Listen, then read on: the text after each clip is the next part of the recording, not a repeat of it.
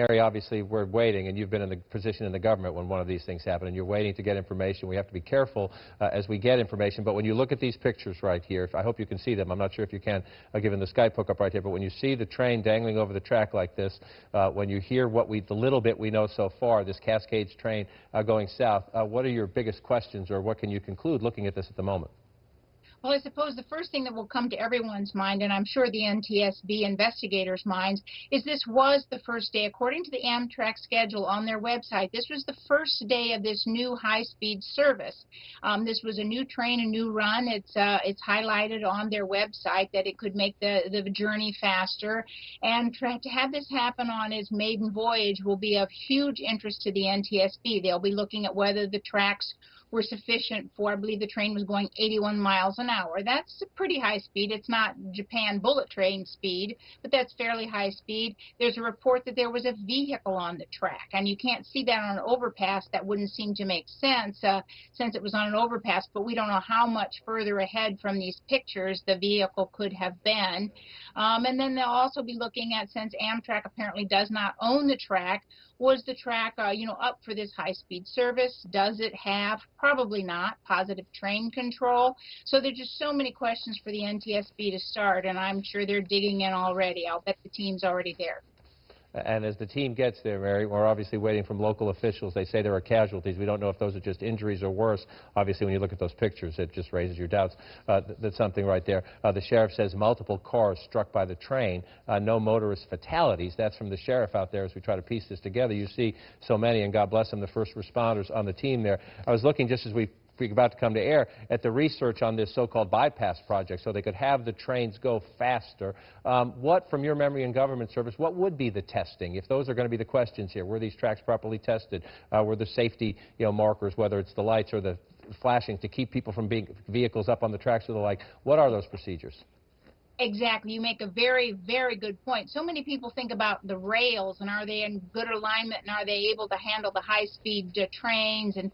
But a very important point also is whether there are whistles and signals and timing to give persons who are crossing the track further up, obviously not on an overpass, but further up, if the warnings are sufficiently in advance, what the whistle timing is.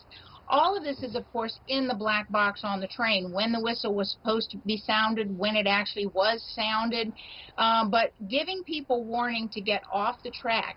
Did the gates close soon enough if there was a vehicle on the track? All of that goes into planning for high-speed rail as well. And I did have a chance at one point in my career to do some work with Japan Rail.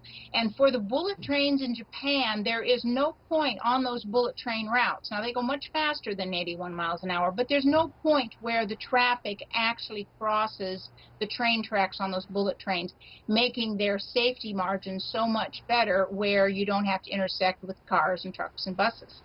Big difference. Mary Scavo, I appreciate your insights. And again, if any information comes into you, please jump right back to us. I want to move the conversation now, though, to Richard Beal. He's a railroad operations and safety expert. He joins us on the telephone. Richard, just let me ask you straight up front. Are you able to see where you are, these pictures of the train dangling over the highway? I'm looking at it right now. Right, and what, just your first glance from your expertise, what are your questions? Well, this overpass obviously is over some sort of a highway there, and it looks like a girder bridge that they're hanging off of. Generally, girder bridges of any type have guardrails on them. When I talk about guardrails, I'm not talking about on the sides. I'm talking about the middle of the track, that if wheels come off, the guardrails keep from wandering too far off of the track. And so I'm wondering what happened there. And I keep hearing different ones talk about it. They may have struck something. So I'm wondering what that could be, whether it is automobile or something somebody placed on the track like an act of sabotage, or whether it's something like a rock slide. Richard, stay with us, please, if you can. I want to get back to our CNN correspondent, Stephanie Elam. She's in our Los Angeles bureau and has some new reporting. Stephanie, what's the latest? John, just looking at what some of the eyewitnesses there on the scene who saw this, I mean, imagine driving to work, you're driving down the 5, and a train derails right in front of you. They were seeing it before actually first responders were even there. One woman, Danae Orlub, telling CNN that there was a semi-truck and also cars that were crushed underneath the train cars. Now, we did hear from the police department saying that there were no injuries or no deaths in those cars, but just letting you paint the picture of what this would look like. She said, quote, "We came around the corner and had to just have happened. There were no police there yet. There was one link of the train off to one side and the other on the other side of the freeway."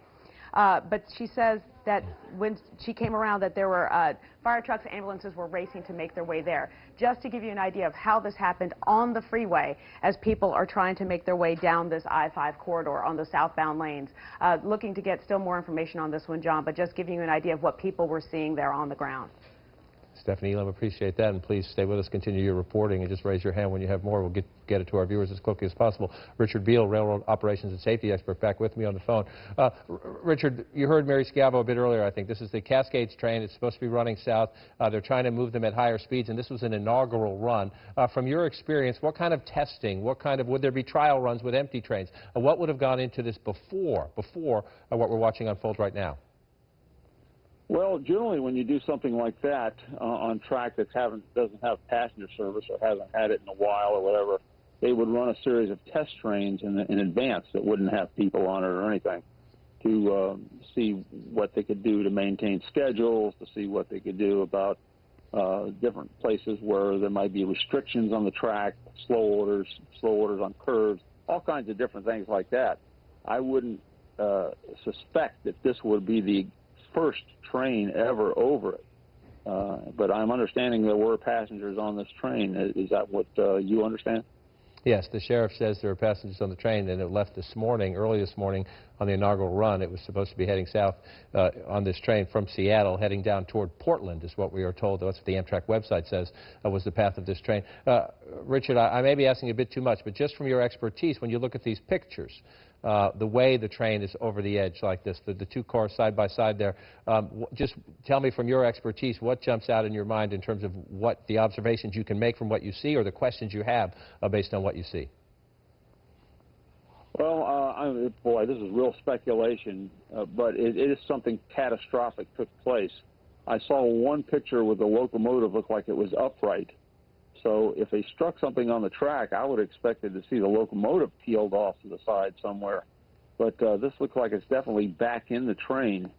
So whatever happened, whether the locomotive got over or got past whatever they struck, a lot of times the locomotive, if they strike something, will damage the rails, spread the rails, cause a rail to become broken, and a lot of the damage comes from behind. The engine will get over it most of the time. And that may be what took place here, but that's pure speculation. And I want to apologize to our viewers. We're taking live feeds here from our affiliates out in the area on the scene. Sometimes the cameras pull away. We have no control over that. So, but obviously our affiliates are trying to provide us with the best coverage possible here, showing the traffic aftermath as well as the crash aftermath. Richard, appreciate your insights. I hope you can stand by for us. I want to bring Larry Mann, who's an attorney and a rail expert. He authored the Federal Railroad Safety Act into the conversation.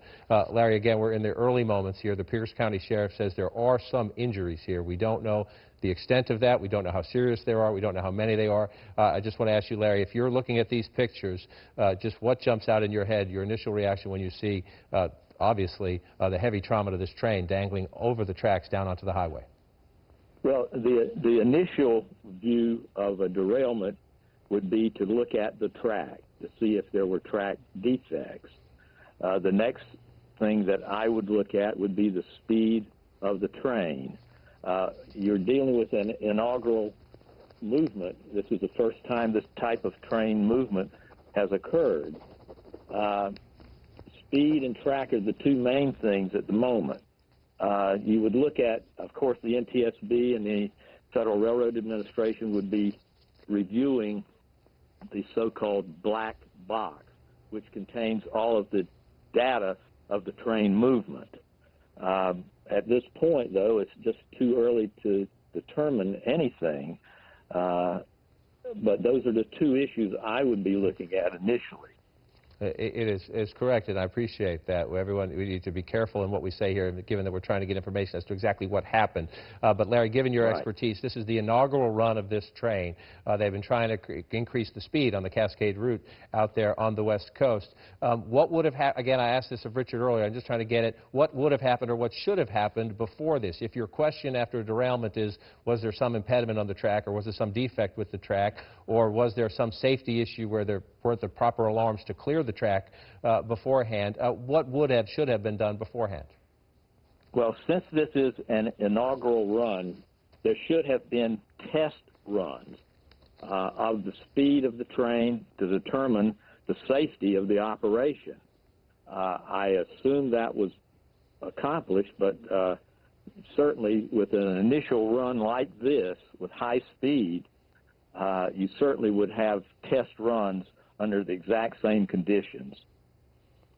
Appreciate your insights, Larry. I hope you can stand with us as well. Just for any viewers joining us late, you're looking there on a split screen. This is a scene in Pierce County, Washington, an Amtrak train heading south from Seattle to Portland. A derailment there. You see the car dangling. That's Interstate 5 running north-south in the Pacific Northwest along the West Coast. The train car dangling over the track there. As we try to get more information, the sheriff says there are some injuries, or some casualties. We don't know the extent of that.